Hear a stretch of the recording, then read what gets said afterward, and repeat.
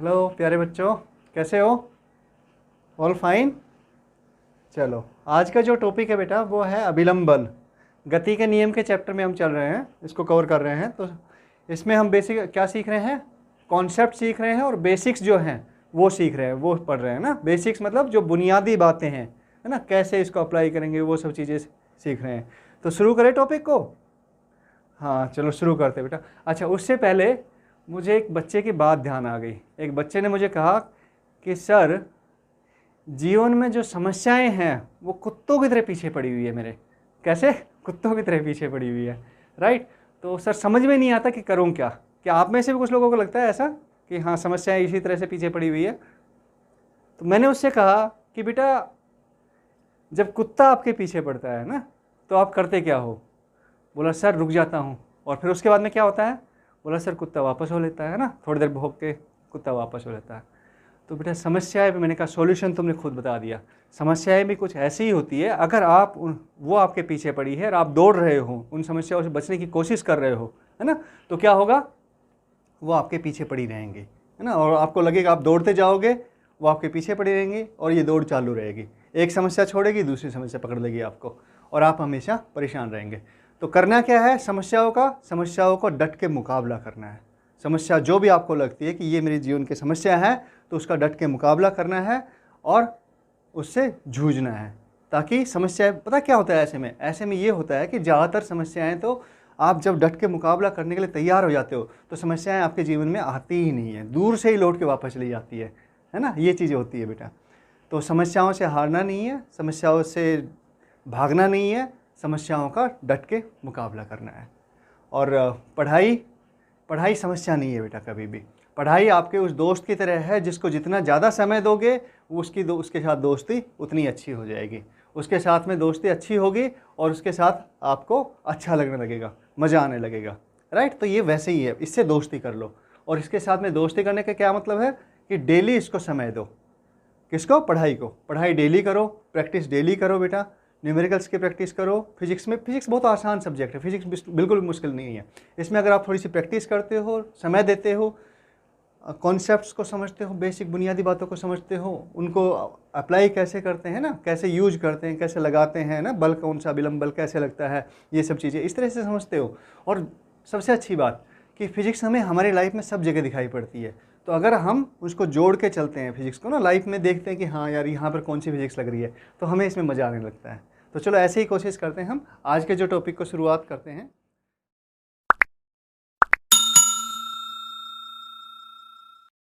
तो अभिलंब बल, गति के नियम में अभिलंब बल एक जो महत्वपूर्ण एप्लीकेशन है बेटा। तो कैसे होता है? देखो क्या चीज़ होती है अभिलंब बल। अभिलंब बल होता है आपका जो कोई भी इस तरह से जो दो बॉडीज है ना, दो बॉडीज। अच्छा, इसमें हम कुछ बेटा हो सकता है कि कुछ अंग्रेजी के वर्ड्स आए हैं आपके सामने, है ना, तो हम उसको क्या करेंगे, पहले एक बार समझ लेते हैं। मेरी कोशिश रहेगी मैं हिंदी के वर्ड्स यूज करूँगा, लेकिन कुछ अंग्रेजी के वर्ड्स आ सकते हैं। तो इस चैप्टर में जो आएंगे आपके पास में, इस पार्ट में जो वर्ड्स आएंगे, वो जैसे बॉडी को हम क्या बोलते हैं? पिंड, है ना, हिंदी में पिंड बोलते हैं, इंग्लिश में बॉडी बोलते हैं, राइट। अभिलंब बल को नॉर्मल रिएक्शन फोर्स भी बोलते हैं। क्या बोलते हैं? नॉर्मल कॉन्टैक्ट फोर्स कह लो, कॉन्टैक्ट फोर्स, है ना, या रिएक्शन फोर्स कह लो। ये क्या होता है आपका? अभिलंब बल। अभिलंब बल, बल को फोर्स बोलते हैं, राइट। गुरुत्वाकर्षण बल को क्या बोलते हैं? आपका इंग्लिश में ग्रेविटेशनल फोर्स बोलते हैं।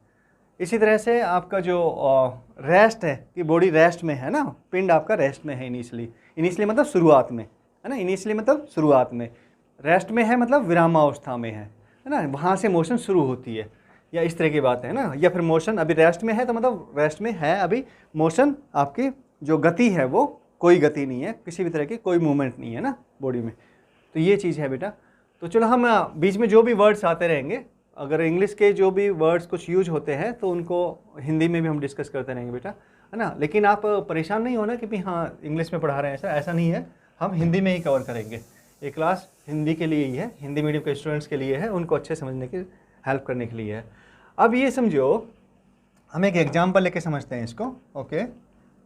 ये हमारा ग्राउंड है और इस पर एक ये इस तरह की वस्तु है कोई ना, हाँ ब्लॉक टाइप में, राइट, ये रखा हुआ। इसका मास सपोज, इसका जो द्रव्यमान है ना, हाँ मास मतलब द्रव्यमान, तो ये है m।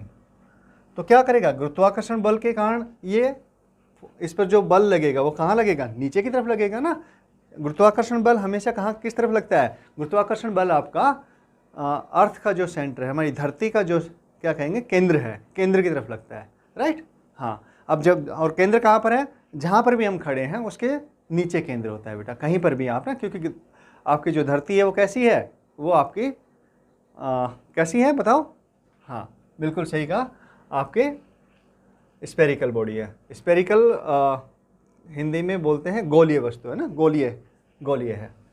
तो ये आपके हो गई, कितना बल लगेगा, mg बल लगेगा। अब क्या करेगा, जब इसने क्या किया कि ये वाला जो पिंड है, ब्लॉक है, इसने इसको ग्राउंड को क्या किया, प्रेस किया, किसकी वजह से, गुरुत्वाकर्षण बल की वजह से इसने प्रेस किया। ये आपका एरिया है जहाँ पर ये बॉडी इसको स्पर्श कर रही है ना, ऐसे स्पर्श कर रही है। ये आपका कैसा एरिया बन रहा है, कॉन्टैक्ट सरफेस बन रहा है ना, स्पर्श क्षेत्र बन रहा है, राइट। तो अब क्या होगा कि जैसे इसने इसको प्रेस किया, तो अब ये वैसा ही केस है ना, आपने किसी अपने दोस्त को पुश किया, धक्का दिया, तो वो क्या करेगा, वो उसको रेजिस्ट करेगा, है ना, और वापस आपको धक्का देने की कोशिश करेगा। तो यही सेम कहानी होती है बेटा इसमें भी। ये क्या करेगा आपका, ये आपको ऊपर की तरफ फोर्स अप्लाई करेगा, और इसको हम बोलते हैं, ये कॉन्टैक्ट सरफेस अगर आपका कैसा है, क्षैतिज है, हॉरिजॉन्टल है, तो ये जो बल होगा ये कॉन्टैक्ट सरफेस के कैसे लगेगा, 90 डिग्री पर, 90 डिग्री पर, है ना, हाँ, यानी वर्टिकल डायरेक्शन में। ये हॉरिजॉन्टल है तो ये वर्टिकल डायरेक्शन में, ऊर्ध्वाधर डायरेक्शन में ना, ऊर्ध्वाधर दिशा में।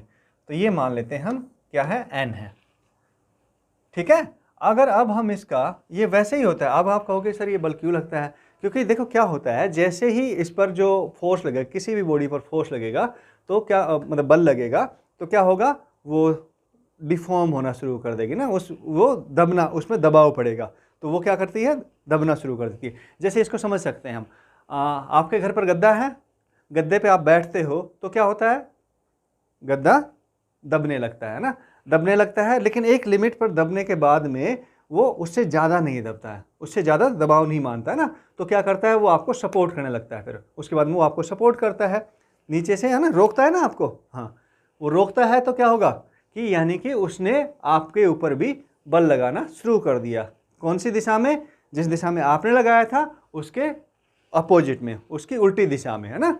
आपने नीचे की तरफ लगाया था, उसने आपको बल दिया ऊपर की तरफ। जैसे मैंने ये है, देखो आपका ये पेन है, इसको मैंने रखा, अगर मैंने रखा है तो ये कैसे, क्योंकि मेरे जो हाथ है इस पर, ये इसका जो वजन की वजह से इसका बल लग रहा है नीचे की तरफ ना, हाँ वजन है इसमें, और जो गुरुत्वाकर्षण बल है वो लग रहा है नीचे की तरफ, तो मेरे हाथ ने उसको सपोर्ट दिया हुआ है, इसको रोका हुआ है ना, तो मेरे हाथ भी इस पर क्या कर रहा है, इस पर बल लगा रहा है। अगर हाथ बल नहीं लगाएगा तो बेटा ये ऐसे नीचे गिर जाएगा, होता है ना, हाँ यही चीज़ है। तो कोई भी बॉडी, जैसे अगर आप कहोगे सर वो तो गद्दा है इसलिए वो तो आपका क्या होता है, डिफॉर्म हो जाता है ना, वो सर दबाव में आता है और डिफॉर्म होता है, मुड़ जाता है। लेकिन जो ठोस है, ठोस वस्तु सर नहीं दबती है, ऐसा नहीं है ना बेटा, वो भी दबती है, वो भी दबाव में आती है, लेकिन वो मामूली दिखता है। वो जो डिफॉर्मेशन आता है ना, डिफॉर्मेशन जो मतलब जो आपका दबाव होता है, मतलब दबने के कारण उसके जो आकृति में चेंज आता है, वो बिल्कुल माइनर होता है, वो दिखाई नहीं पड़ता, लेकिन वो आता है। तो उसकी वजह से वो क्या करता है, उसको अपोजिट डायरेक्शन, उल्टी दिशा में रेजिस्ट करके बल लगाता है। तो ये बल है। अब इसका हम क्या करते हैं, फ्री बॉडी डायग्राम बनाते हैं ना। फ्री बॉडी डायग्राम का मतलब क्या हो गया कि भाई हम मान लेते हैं कि इस वस्तु पर अगर हम इसको हवा में छोड़ दें तो क्या होगा, इस पर कौन कौन से बल लग रहे हैं, राइट, ये होता है फ्री बॉडी डायग्राम। और इस वस्तु को, इस जो ब्लॉक हो गया, इसको हम मान लेते हैं पॉइंट मास। क्या मान लेते हैं, पॉइंट मास है भैया, ठीक है। तो इस पर हम बल देखते हैं, अब कौन सा बल लग रहा है। तो कौन सा बल लग रहा है बेटा, सबसे पहले हमारा नीचे की तरफ कौन सा लग रहा है बल, आपका mg। जी क्या है, आपका गुरुत्वीय त्वरण है, और m क्या है, इसका द्रव्यमान है, किसका, इस निकाय का, इस ब्लॉक का, राइट। ओके, अब क्या होगा इसमें, ऊपर की तरफ कौन सा बल लग रहा है सर, ये लग रहा है हमारा अभिलंब बल, है ना। जो दूसरा नियम है वो कहता है कि नेट फोर्स मतलब कुल बल कैसे निकालेंगे।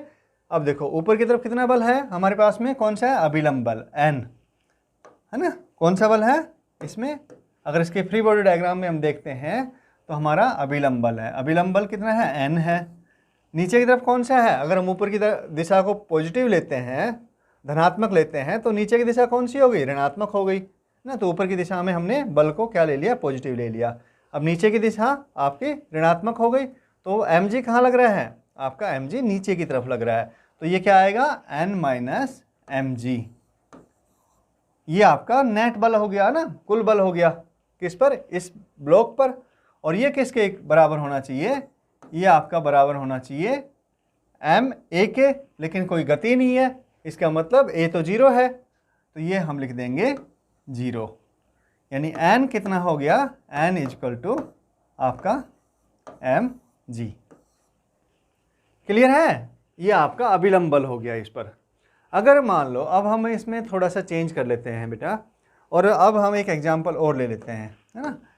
हमने देखा अभी तक कि अब मुझे बताओ कि क्या हमेशा ऐसा होगा कि n जो है आपका अभिलंब बल है वो mg के बराबर होगा, क्या ऐसा होगा, नहीं, जरूरी तो नहीं है, जरूरी है क्या, हाँ सर हम तो जनरली यही करते हैं ना, यही समझाया हमें तो कि n mg के इक्वल होता है, लेकिन बेटा हमेशा n mg के इक्वल नहीं होता है। देखो अभी इसको समझते हैं। अगर मान लो हमने इस पर कोई बल लगा दिया, कैसा लगा दिया, हमने इस डायरेक्शन से कोई बल लगा, चलो इसको दोबारा डायग्राम को दोबारा ड्रॉ कर लेते हैं। ओके,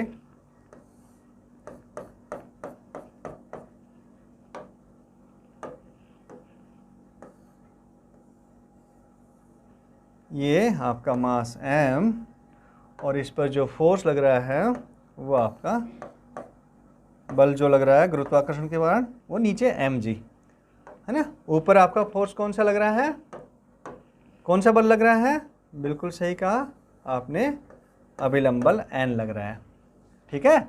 अब ये मुझे बताओ, अगर हम इस पर एक बल अप्लाई कर देते हैं, कौन, मान लो उसकी वैल्यू F है, कैसे, हमने इसको नीचे की तरफ ऊपर से प्रेस करना शुरू कर दिया एक बल F से। अब क्या होगा, फ्री बॉडी डायग्राम सेम रहेगा या चेंज हो जाएगा, बिल्कुल सर बदल जाएगा फ्री बॉडी डायग्राम, क्योंकि एक बल और आ गया पिक्चर में। तो इसका फ्री बॉडी डायग्राम अगर हम ड्रॉ करते हैं तो ये हमने इसको पॉइंट मास मान लिया, और हमारा हमने देखा कि mg कहाँ है, mg नीचे की तरफ है, आपका जो n है वो कहाँ पर है, n आपका ऊपर की तरफ है, n हो गया ये, राइट, ठीक है ना, कोई डाउट नहीं। अब लेकिन हमारे पास में F और लग रहा है, तो F कहाँ पर काम कर रहा है बेटा, F भी नीचे की तरफ काम कर रहा है, वर्टिकल डायरेक्शन में, वर्टिकल डायरेक्शन में किया ना, तो ये हमारा फ्री बॉडी डायग्राम होगा इस केस में, ठीक है। हाँ, फ्री बॉडी डायग्राम कैसे बनेगा, ये बनेगा। अब इसमें हम क्या कर सकते हैं, इनको बैलेंस कर दो, क्योंकि मोशन तो कोई है नहीं, मोशन नहीं तो क्या करेंगे, हम इसको बैलेंस कर देंगे। तो आप बताओ ऊपर की डायरेक्शन में, ऊपर की दिशा में कौन सा बल लग रहा है, n लग रहा है सर। नेट फोर्स निकाल रहे हैं ना हम, नेट बल निकाल रहे हैं, जो कुल बल आ रहा है वो निकाल रहे हैं, कुल बाह्य बल। तो और कोई बाह्य बल है इस पर, नहीं, कोई बल नहीं है सर। आपका जो n लगा था वो इस पर ही, इसकी वजह से लगा था, कॉन्टैक्ट सरफेस की वजह से। mg नीचे की तरफ लग रहा है, इसमें फोर्स कौन सा, किसकी वजह से, इसके द्रव्यमान की वजह से, है ना। तो F आपका नीचे की तरफ लगा। अब देखो n minus F minus mg equal to ma, a तो कुछ है नहीं, a तो 0 है ना। हाँ बताओ, 0 सही है ना, 0 है, हाँ 0 है सर। तो n की वैल्यू नहीं आ गई, वो क्या आ गई, F प्लस mg। अब देखो यहाँ पर क्या हो रहा है, n हमारा बदल गया है, क्या बदल गया है, n mg के इक्वल नहीं है। अब हमें लग रहा था ना कि n क्या है, mg के इक्वल है, लेकिन यहाँ पे n mg के इक्वल नहीं है। n की वैल्यू क्या हो गई, n के मान क्या हो गया, n का मान हो गया F प्लस mg, ठीक है बेटा। हाँ, मतलब जो आपका n कैसे वेरी करता है, आप जो भी अगर कोई दूसरा बाह्य बल पिक्चर में आ जाता है ना, दूसरा बाह्य बल अगर उस पर लगता है किसी ब्लॉक पर, तो एन की वैल्यू वेरी करने लगती है। ठीक है, हाँ, लेकिन एन की डायरेक्शन वही रहेगी। देखना, ध्यान देना, डायरेक्शन कौन सी रहेगी? जो भी स्पर्श क्षेत्र है, कॉन्टैक्ट सरफेस है, उसके ऊर्ध्वाधर डायरेक्शन में, है ना, ऊर्ध्वाधर दिशा में। ये इसके हमेशा दिशा कैसे रहेगी? कॉन्टैक्ट सरफेस, ये देखो कॉन्टैक्ट सरफेस ये है ना, हाँ, कॉन्टैक्ट क्षेत्र ये है, मतलब स्पर्श क्षेत्र ये है, तो इसके ऊर्ध्वाधर डायरेक्शन में, ऊर्ध्वाधर दिशा में आपकी एन की दिशा रहेगी। ठीक है, लेकिन उसका मान बदल गया यहाँ पर। अब अगर मान लो हम ये कहते हैं कि इसके जगह पर क्या हो रहा है, एक तीसरा केस ले लेते हैं। देखो ये हमारे केस अलग अलग हो गए। ठीक है, एक बार वापस देख लेते हैं। ये हमारा फर्स्ट केस हो गया, ये फर्स्ट केस हो गया हमारा, जिसमें कि एन की वैल्यू क्या आई? ये आई हमारी। ये हमारा सेकंड केस हो गया, है ना, दूसरा केस हो गया ना, हाँ, जिसमें एन की वैल्यू क्या आई हमारे पास में? ये वाली वैल्यू आई एन की बेटा। ठीक है, अब अगर हम एक तीसरा केस और ले लेते हैं कि भाई हम एन की वैल्यू कैसे चेंज होती है ना, वो भी एक बार और समझ लेते हैं कि बल की अगर दिशा, हम ये जो बाह्य बल हमने एफ लगाया, अगर हम इसकी दिशा चेंज कर दे तो क्या होगा? ओके सर, बिल्कुल, ये भी देख लेते हैं। चलो ठीक है बेटा, तो अब हम इसको, चलो पेज को थोड़ा सा ऊपर कर लेते हैं।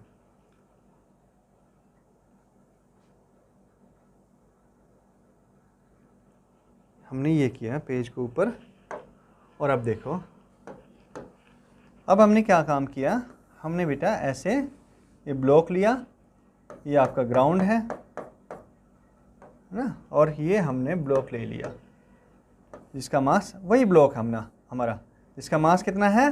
m है, मतलब द्रव्यमान m है।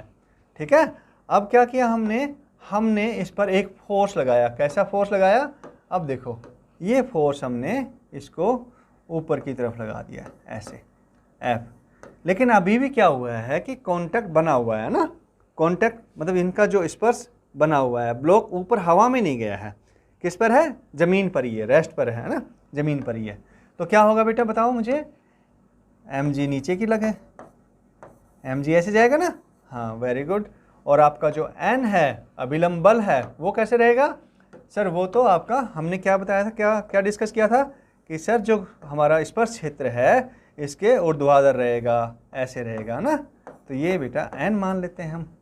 अगर वैसे चाहो तो ये भाई पहले वाला n1 हो गया था, ये n2 मान लो और ये n3 मान लो, ऐसे भी कर सकते हो, राइट। हाँ, तो अब इसका फ्री बॉडी डायग्राम बनाओ। कैसा बनेगा?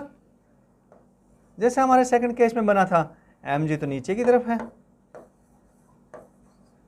आपका n ऊपर की तरफ है, n3 मान रखा है हमने इसको, चलो n3 मान लेते हैं हम इसको, और हमारा f भी कहाँ पर है? ऊपर की तरफ है, तो f ये ऊपर की तरफ आ गया बेटा।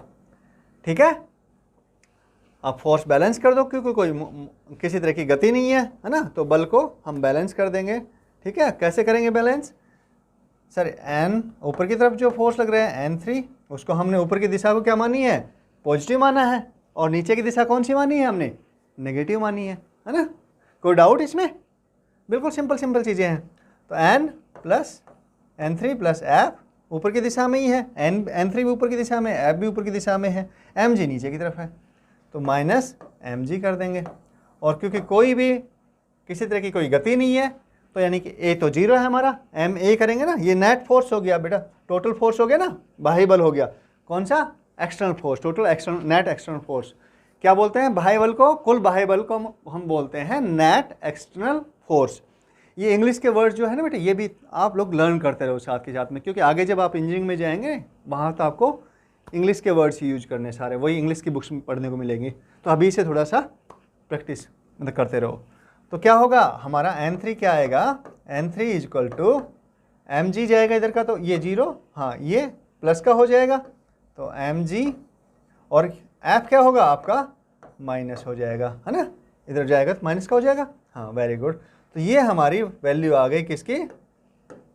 n3 की वैल्यू आ गई, ये हमारी थर्ड वैल्यू आ गई बेटा, राइट। तो यानी कि जो n है हमारा अभिलंब बल है, देखो पहले mg था, फिर हमारा अगर हमने फोर्स इस पे नीचे की तरफ लगाया तो f प्लस mg हो गया, अगर फिर हमने फोर्स इस पे ऊपर की तरफ लगा दिया तो हमारा mg माइनस एफ हो गया। क्या समझ में आ रहा है? समझ में ये आ रहा है कि सर अभिलंब बल की जो मान है वो फिक्स नहीं है, एक जैसा नहीं होता, mg के बराबर नहीं होता, तो बदलता है ना। तो यानी कि ये कैसा बल हो गया? ये तो सेल्फ एडजस्टिंग बल हो गया।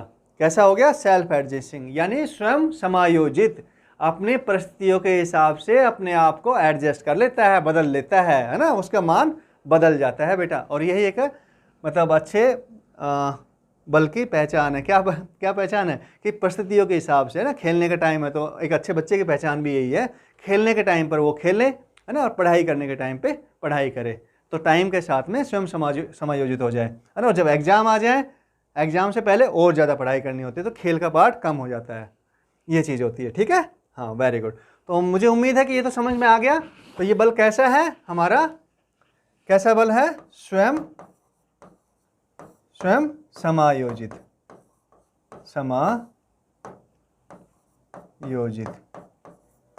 इसको इंग्लिश में बोलते हैं सेल्फ एडजस्टिंग। कैसा बल है? सेल्फ एडजस्टिंग, है ना। चलो इंग्लिश में भी लिख देते हैं, सेल्फ एडजस्टिंग। तो क्या इसकी डायरेक्शन भी सेल्फ एडजस्टिंग होती है? सेल्फ मतलब कि आपकी स्वयं समायोजित होती है? सर डायरेक्शन तो हमेशा क्या होती है, जो हमारा स्पर्श क्षेत्र है ना, कॉन्टेक्ट सरफेस है, ऐसे ये दो बॉडी हैं, दो पिंड हैं, उनका स्पर्श क्षेत्र जो आ गया उसके ऊर्ध्वाधर दिशा ही होती है हमेशा। हाँ, स्पर्श क्षेत्र का हो सकता है कि क्या इंक्लिनेशन, मतलब जो एंगल, जो कोण है वो बदल जाए। अब ये क्षैतिज थी, अब क्या हो गया स्पर्श क्षेत्र, सपोज ऐसा हो गया तो कोण बदल जाएगा। तो क्या होगा? इधर ही रहेगी डायरेक्शन, किसकी दिशा? mg की, ऐसे रहेगी या फिर ऐसे रहेगी? चलो ये भी चेक कर लेते हैं कि दिशा भी बदलती है क्या, है ना। तो ओके, नेक्स्ट यहाँ पर देखो, अब एक एग्जाम्पल ले लेते हैं बेटा हम। कैसा है एग्जाम्पल? देखो, ये एक इंक्लाइंड प्लेन है ना, इंग्लिश में इसको इंक्लाइंड प्लेन बोलते हैं, हिंदी में शायद नथ प्लेन बोलते हैं ना। हाँ, तो ये मान लेते हैं हम, इसका एंगल थीटा है, ठीक है। और यहाँ पर एक ब्लॉक है, कहाँ पर? ये एक ब्लॉक हो गया, ऐसे रखा हुआ है, जिसका द्रव्यमान क्या है? m है बेटा। क्या है? m द्रव्यमान है इसका, m द्रव्यमान है, ठीक है। तो क्या होगा हमारे पास में? सर नीचे की तरफ फोर्स काम करेगा। कौन सा फोर्स काम करेगा बताओ? गुरुत्वाकर्षण के बल की वजह से काम करेगा ना, वो क्या होगा? हमारा होगा mg। और अब मुझे बताओ अभिलंब बल कैसे लगेगा? हाँ, ये थोड़ा सोच के बताना बेटा, ऐसे नहीं। स्पर्श क्षेत्र ये हो गया, कॉन्टेक्ट सरफेस, तो हमारा कैसा लगता है? कॉन्टेक्ट सरफेस के ऊर्ध्वाधर डायरेक्शन में लगता है या फिर हमेशा ऊर्ध्वाधर डायरेक्शन में लगता है? हाँ बेटा, कॉन्टेक्ट सरफेस जो हमारा स्पर्श क्षेत्र हो गया, इसके ऊर्ध्वाधर डायरेक्शन में लगता है, यानी कि इसके ऊर्ध्वाधर, यानी इससे 90 डिग्री का कोण बनाते हुए, ये इसका 90 डिग्री का कोण हो गया। हाँ, ये 90 डिग्री का कोण हो गया, तो ये दिशा में लगेगा हमारा और क्या? अभिलंब बल, ठीक है। इसका नाम ही अभिलंब है ना। हाँ, अभिलंब मतलब 90 डिग्री के। तो बेटा ये बनेगा हमारा डायग्राम इस पे। तो अब क्या करेगा? mg का जो एक घटक है वो तो इधर जाएगा, है ना।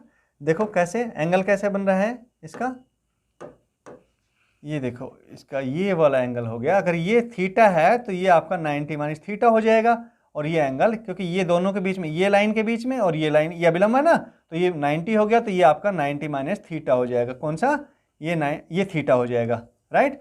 तो ये जो कंपोनेंट हो गया इसका, ये घटक हो गया mg का, इसको हम लिखेंगे mg कोस थीटा ना, थीटा के साथ में जो बनाता है। आपने पढ़ा होगा ना, वैसे भी अगर आप ट्रायंगल देखेंगे, इसमें जो त्रिभुज बनाएंगे उसमें आपको समझ में आएगा कि भाई ये आपका इन दोनों का जो रिलेशन होगा ना, कौन सा?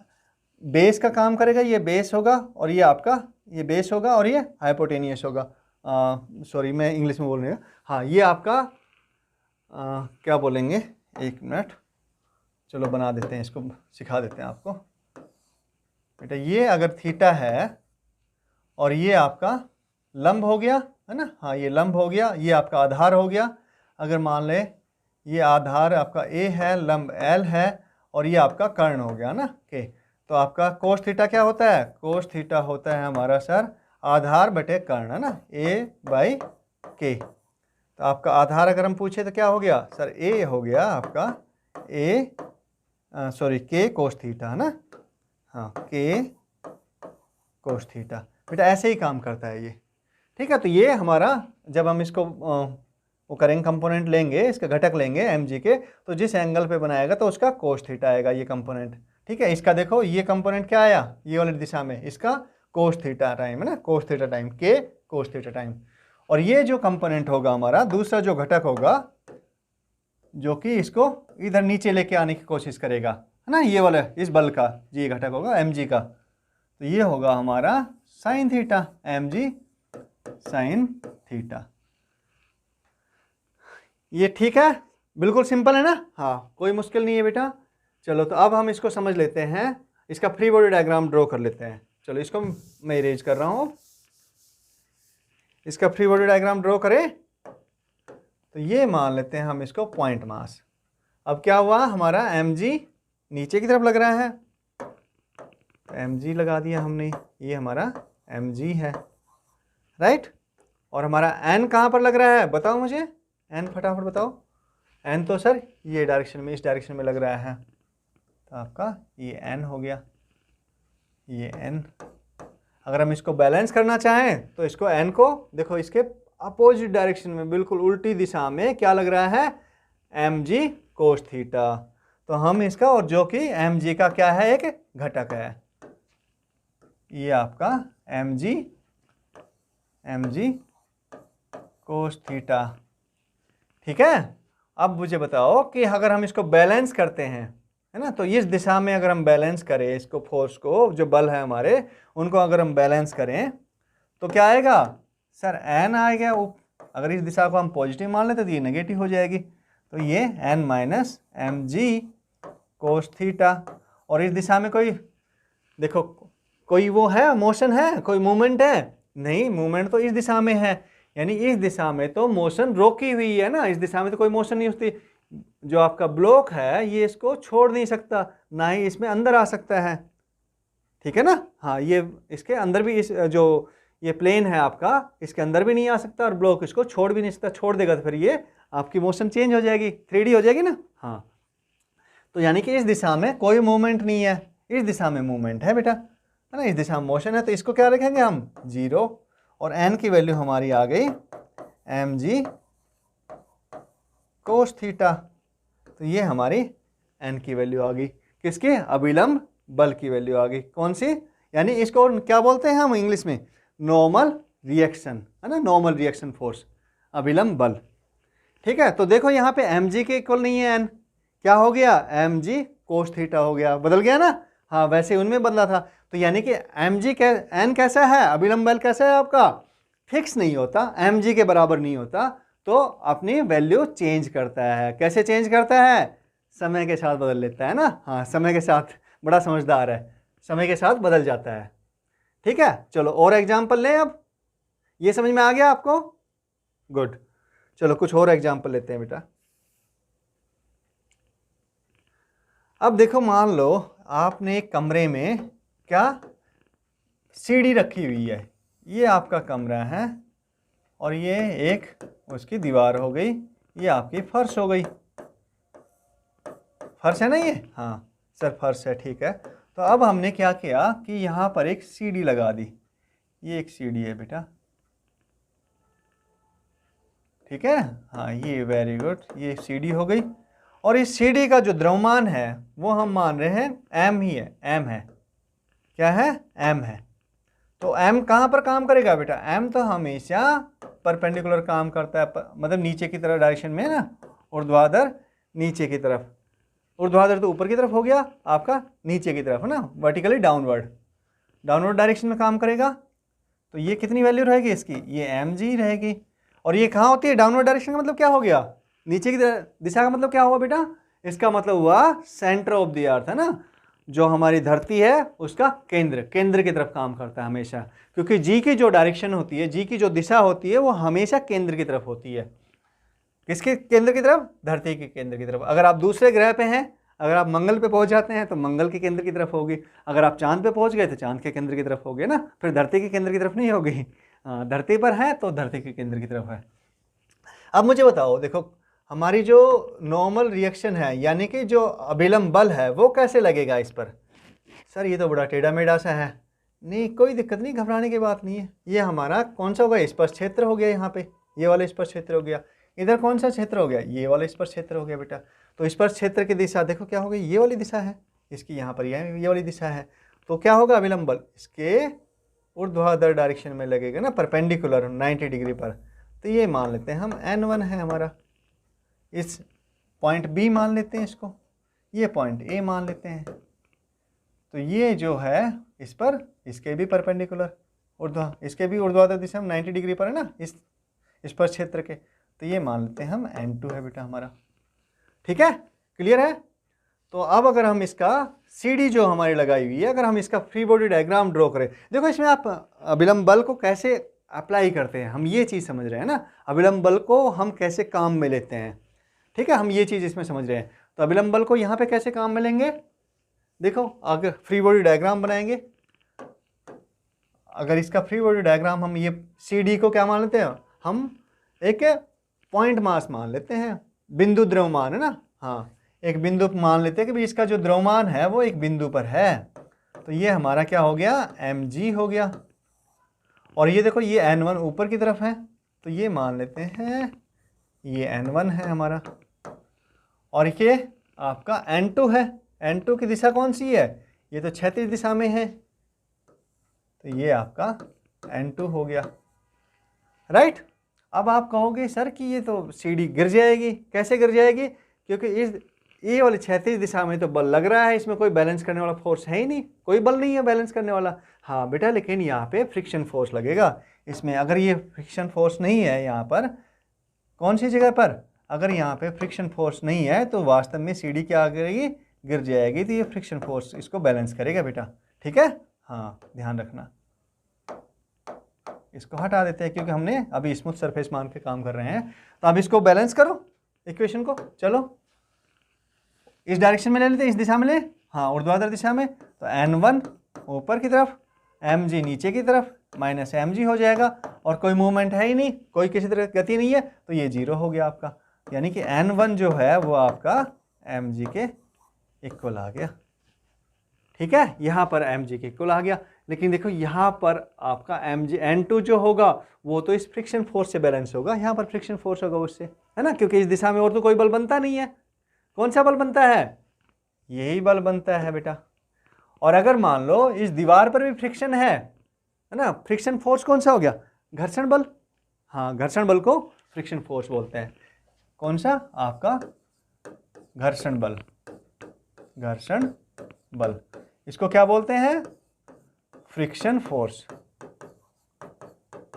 इंग्लिश में बोलते हैं इसको फ्रिक्शन फोर्स।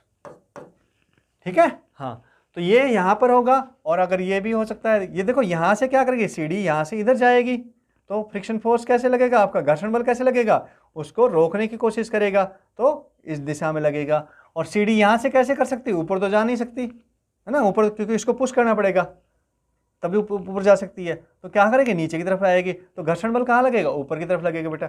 अगर ये घर्षण बल यहाँ पर भी लगता है तो आपका N1 के साथ में घर्षण बल भी आ जाएगा। तो उस केस में क्या होगा, उस स्थिति में क्या होगा, आपकी N1 की वैल्यू वापस चेंज हो जाएगी, है ना।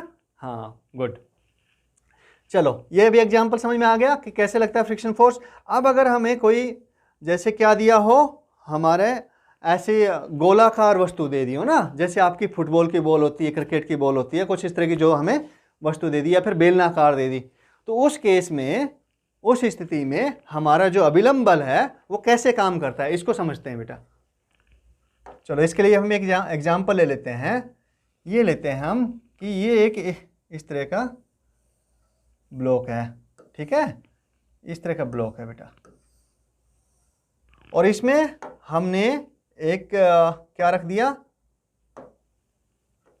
हमने यहाँ पर एक गोलाकार, मतलब फुटबॉल की, आपकी क्रिकेट की बॉल रख दी है ना, बॉल रख दी है, ये आपकी बॉल है बेटा, ये हो गई। तो अब मुझे बताओ इसका जो द्रव्यमान है किसका, बोल का, मान लेते हैं वो m है ना, m मानते आ रहे हैं हम इसको। तो द्रव्यमान ये आपका mg नीचे की तरफ लगेगा। हाँ बिल्कुल सही बात है आपकी। अगर मान लो अब कॉन्टैक्ट सरफेस, पहले उससे पहले कॉन्टैक्ट सरफेस देखते हैं ना। बताओ मुझे कॉन्टैक्ट सरफेस कहाँ कहाँ पर है।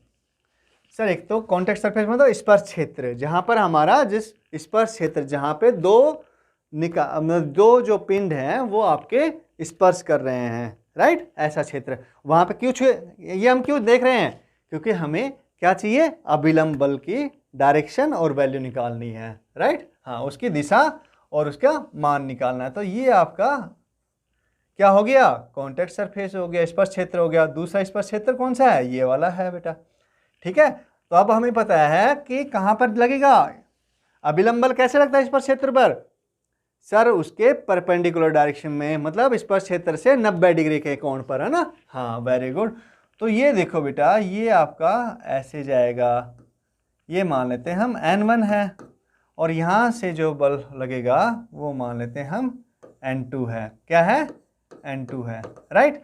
तो अब इसमें एक ऑब्जर्व किया आपने बात कि आपका ये जो इसका किसका, गोले का यानी बॉल का जो केंद्र है, तो ये वाली रिएक्शन जो है, रिएक्शन फोर्स यानी ये वाला अभिलंब बल N1 है, वो केंद्र से पास हो रहा है ना, केंद्र से गुजर रहा है ना। हाँ और देखो ये भी केंद्र से गुजर रहा है, कौन सा, N2 भी केंद्र से गुजर रहा है। तो इसका मतलब क्या निकलता है, इसका मतलब आता है कि हमारे पास में अगर कोई गोलीय वस्तु है ना, जैसे गोलीय वस्तु है, बेलनाकार वस्तु है, या फिर कोई सर्कुलर रिंग टाइप में कोई वस्तु है ना, तो उसमें क्या होगा कि उस जो भी जिस भी क्षेत्र जहां पर भी वो स्पर्श करेगी किसी भी दूसरी बॉडी को, किसी दूसरे पिंड को, तो वहां से जो रिएक्शन फोर्स लगेगा यानी अभिलंब बल लगेगा, वो कहां से पास होगा, वो सेंटर से पास होगा, उसके केंद्र से पास होगा। बेटा ये बात बिल्कुल नोट करके रख लो कि कोई भी बेलनाकार वस्तु है या गोलाकार वस्तु है या फिर आपके सर्कुलर है ना, तो उस केस में क्या होगा, वृत्ताकार, मतलब सर्कुलर मतलब वृत्ताकार है, तो उस केस में क्या होगा कि अभिलंब बल, चाहे एक अभिलंब बल लग रहा हो या वो 5 जगह अगर टच कर रही है, स्पर्श कर रही है वो वस्तु, तो 5 अभिलंब बल लगेंगे, लेकिन सब के सब अभिलंब बल कहां से पास होंगे, केंद्र से पास होंगे। ये बिल्कुल बेटा लिख लो, नोट कर लो बात को, इसको गांठ बांध लो, ये हमेशा रहेगा, ठीक है। और आप इसमें गलती नहीं करोगे इस तरह के केस में। तो अगर इसका फ्री बॉडी डायग्राम बनाए, देखो क्या होगा, हमारा mg नीचे की तरफ, और ये मान लो हम इस पे कोई एंगल मान सकते हैं कि भी ये थीटा एंगल है, इसका ये आपका थीटा एंगल है, तो हम इसका जो एंगल निकाल सकते हैं ये इसके परपेंडिकुलर हो गया, तो इसका थीटा निकाल सकते हैं, ये हमारी N2 की डायरेक्शन होगी बेटा, और ये हमारी N1 की डायरेक्शन हो गई, राइट। तो इसके कंपोनेंट आ जाएगा, इस डायरेक्शन में कंपोनेंट आ जाएगा, एक इस डायरेक्शन में कंपोनेंट आ जाएगा, इसका भी कंपोनेंट बनता है तो इस डायरेक्शन में आ जाएगा, इस डायरेक्शन में आ जाएगा, और हम उसको बैलेंस कर लेंगे, ठीक है। इस तरह से हमारे रिएक्शन फोर्स को हम कैसे करते हैं, काम में कैसे लेते हैं, किस तरह की दिशा होगी और हम कैसे उसका मान निकालेंगे, ये हम समझ रहे थे बेटा, ठीक है। और भी कोई एग्जाम्पल ले क्या, चलो एक एग्जाम्पल और ले लेते हैं कि कैसे इस पर, अब हमें ये तो समझ में आ गया, फ्री बॉडी डायग्राम भी बनाना आ गया हमें। तो अब हम एक सीधा सिंपल से एग्जाम्पल ले लेते हैं। चलो अगर मान लो कि ये कोई एक अर्धगोलाकार वस्तु, कोई आपका कह सकते हैं क्या है, बर्तन मान लो, कोई बर्तन है ना, हाँ इस तरह का है। अब इसमें क्या हुआ कि आपने 2 छोटी छोटी क्रिकेट की बॉल डाल दी, तो बॉल डालेंगे कहाँ आएगी, सर बिल्कुल नीचे आएगी, ये बॉल डाल दी, और इसका जो द्रव्यमान है हम मान लेते हैं कितना है, m1 है, तो फोर्स कितना लग गया, गुरुत्वीय बल कितना लग गया, m1g लग गया। दूसरी बॉल भी है हमारे पास में एक, तो हमने सर वो भी डाल दी इसमें, तो वो कहाँ रखे, वो भी यहीं आके रुकेगी और इसको टच कर जाएगी। इसका जो मान लेते हैं हम क्या, द्रव्यमान वो m2g है बेटा, ठीक है। अब मुझे इसमें सोच के बताओ कि इसमें कौन से डायरेक्शन, जो आपकी अभिलंब बल की डायरेक्शन किस तरह से होगी, कौन कौन से स्पर्श क्षेत्र बन रहे हैं इसमें, और कौन कौन से इसमें अभिलंब बल लगेंगे, है ना, कहाँ कहाँ पे लगेंगे। और उसकी दिशा क्या होगी, ये सोच के बताओ बेटा एक बार। देखो चलो मैं थोड़ी हेल्प कर देता हूँ आपकी, लेकिन आपने कर लिया होगा शायद ना। एक तो स्पर्श क्षेत्र ये बन रहे हैं सर, एक स्पर्श क्षेत्र सर ये बन रहा है ना, ये बन रहा है ना, हाँ, और एक स्पर्श क्षेत्र ये बन रहा है सर। तो बेटा क्या होगा कि आपके जो इसमें से रिएक्शन जाएगी, रिएक्शन फोर्स ना, वो ऐसे जाएगा, राइट, और यहाँ से रिएक्शन फोर्स, ओह ये नीचे रहेंगे ना, हाँ, यहाँ से ऐसे जाएगा, और ये आपका इसका सेंटर होगा। तो ये नहीं ओके ओके, आपका इस तरह का बर्तन रहेगा ना, इस तरह का दिखाई पड़ेगा, तो ये आपका सेंटर रहेगा बेटा। किसका सेंटर रहेगा? ये जो अर्ध गोलाकार वस्तु है ना आपकी, इसका सेंटर रहेगा। चलो इसको हाईलाइट कर लेते दूसरे कलर से, ओके, ये आपका सेंटर है, राइट। तो देखो इसकी जो रिएक्शन निकली, कौन सी, एक पहली बॉल की m1 मास वाली जो रिएक्शन निकली, ये आपकी सपोज n1 है, तो ये खुद के सेंटर से भी पास हो रही है, ये इसका सेंटर है, ये इसका सेंटर है, तो इसके सेंटर से भी पास हो रही है, देखो इसके केंद्र से पास हो रही है ना, हाँ। और जो आपकी अर्ध गोलाकार वस्तु, जो भी ये आपके बाउल है, बड़ी बाउल है ना, कढ़ाई टाइप में कुछ भी है, उस पर की उसके भी सेंटर से पास हो रही है।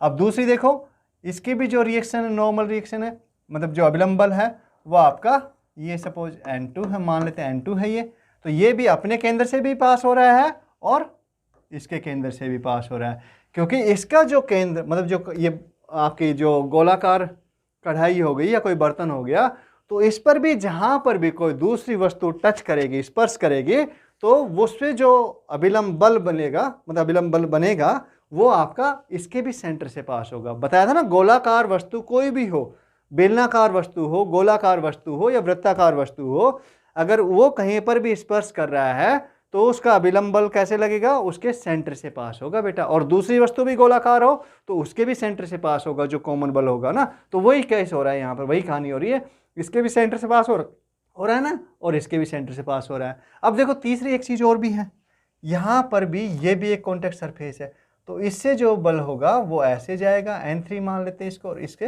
ये ऐसे होगा, तो ये M3 दोनों इक्वल होंगे, क्योंकि ये डायरेक्शन में कोई मूवमेंट नहीं है, तो ये ऐसे पास होंगे। ये भी देखो, ये सेंटर से पास हो रहा है ये भी, और ये भी आपका सेंटर से पास हो रहा है, इसके केंद्र से पास हो रहा है। समझ में आ रही बात? और कोई डाउट इसमें? मेरे हिसाब से ये आपको काफ़ी क्लियर हो गया होगा। अगर मान लो एक और भी केस बनता है, छोटा सा देख लेते हैं, इसको थोड़ा जल्दी कर लेते हैं बेटा, है ना, काफ़ी लंबा हो गया लेक्चर। ओके, मान लेते हैं कि हमारे पास में दो ब्लॉक दिए हुए हैं, ये ऐसे ब्लॉक है, इसका मास हम कुछ मान लेते हैं M1 है, ये दूसरा ब्लॉक है, इसका मास M2 मान लेते हैं, राइट। मानना है, हमारे हाथ में ही है, मान सकते हैं कि नहीं सर? हाँ मान सकते हैं सर, कोई आपत्ति थोड़ी है किसी को भी। M1G करेगा नीचे की तरफ, इस पर आपका M2G। अब क्या काम किया हमने एक फोर्स अप्लाई कर दिया इस पर, चलो यहाँ पर एक फोर्स लगा दिया हॉरिजॉन्टल डायरेक्शन में, है ना, क्षैतिज दिशा में F। तब क्या होगा, ये ऐसे सट जाएगा, ऐसे जाके सट जाएगा, और फिर अगर फोर्स ज़्यादा हुआ तो क्या करेगा, दोनों मूवमेंट शुरू कर देंगे। तो अब मैं ये समझना चाह रहा हूँ बेटा कि यहाँ पर कहीं पर कॉन्टैक्ट सरफेस बन रहा है, जिसमें कि मतलब स्पर्श क्षेत्र बन रहा है, जहाँ पर कि आपका अभिलंब बल लगेगा। कौन सी दिशा होगी, कौन सा सरफेस बनेगा सर? ये वाला बनेगा, अगर, है ना, और ये तो है ही, ये तो बिल्कुल होंगे ही, है ना, ये तो हमने पहला ही केस लिया था। तो इस दिशा में भी रिएक्शन जाएगी, इस दिशा में भी रिएक्शन जाएगी, नॉर्मल रिएक्शन है ना, अभिलंब बल लगेगा। और आपका देखो ये मान लेते हैं कि हमने ये N1 हुआ, तो ये मान लेते हैं हमारा M1 है, इस दिशा में क्या है, N1 है, इस दिशा में इस पे मान लेते हैं N2 है, क्या है, N2 है यहाँ पर। और बेटा ये जो, क्योंकि इस दिशा में अभी तक कोई फोर्स नहीं, इस दिशा में फोर्स बन रहा है, तो ये दोनों स्पर्श कर गए, ऐसे सट गए ना, हाँ, तो यहाँ पर भी आपकी रिएक्शन फोर्स काम करेगी। तो ये मान लेते हैं हम, इसने जो लगाया फोर्स F लगा रहा है, इसका प्रतिक्रिया आएगी, वो क्या होगी, सपोज ये N3 है, तो आपका N3 कहाँ काम करेगा, हॉरिजॉन्टल क्षैतिज दिशा में, बल की दिशा में, ठीक है।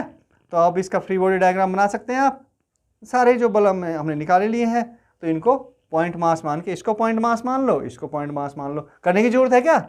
चलो एक छोटा सा कर देते हैं हम, ये मान लेते हैं, इस ब्लॉक के लिए अगर हम मान लें इसके लिए, तो क्या हो रहा है, ये हमने इसको पॉइंट मास मान लिया, इसका m1g नीचे की तरफ लग गया, ठीक है, n1 ऊपर की तरफ लग गया सर, n1, और इस पर नॉर्मल रिएक्शन हॉरिजॉन्टल डायरेक्शन से लग रही है, हाँ बिल्कुल लग रही है सर, कितनी, n3, तो ये आपकी n3 हो गया। अब ये देख रहे हो कि n1 को तो mg ने बैलेंस कर लिया, m1g ने बैलेंस कर लिया, लेकिन n3 को कोई बैलेंस नहीं कर रहा है ना, कोई बैलेंस नहीं कर रहा ना n3 को, तो क्या करेगा, ये ब्लॉक आगे की तरफ मूवमेंट शुरू कर देगा, अगर फ्रिक्शन नहीं है तो, नहीं तो क्या करेगा, फ्रिक्शन आपका रोल, फ्रिक्शन का भी रोल आएगा बेटा, है ना, अगर फ्रिक्शन लेस सरफेस है तो मूव करना शुरू कर देगा, और फ्रिक्शन लेस सरफेस नहीं है तो ये इधर फ्रिक्शन लग जाएगा, फ्रिक्शन लगेगा तो क्या करेगा, इसको रोकेगा, किसको, n3 को, ये जो बल लग रहा है इसको रोकेगा, इसको न्यूट्रलाइज करने की कोशिश करेगा, राइट। लेकिन फ्रिक्शन हम पढ़ नहीं है, तो फ्रिक्शन का कॉन्सेप्ट अभी हम नेक्स्ट चैप्टर में करेंगे, क्योंकि फ्रिक्शन अपने आप में एक बड़ा चैप्टर है बेटा, ठीक है, नेक्स्ट आगे के लेक्चर्स में करेंगे, इसमें भी कई सारे लेक्चर्स कवर करना पड़ेगा, ठीक है। तो चलो आज की क्लास को हम यहीं पर विराम देते हैं, अब हम नेक्स्ट टॉपिक पढ़ेंगे अगली क्लास में। तब तक के लिए बेटा प्रैक्टिस करते रहिए, है ना, अभ्यास करते रहिए, और अपनी पढ़ाई से दोस्ती कीजिए, तो वो आपको अच्छा लगने लगेगा।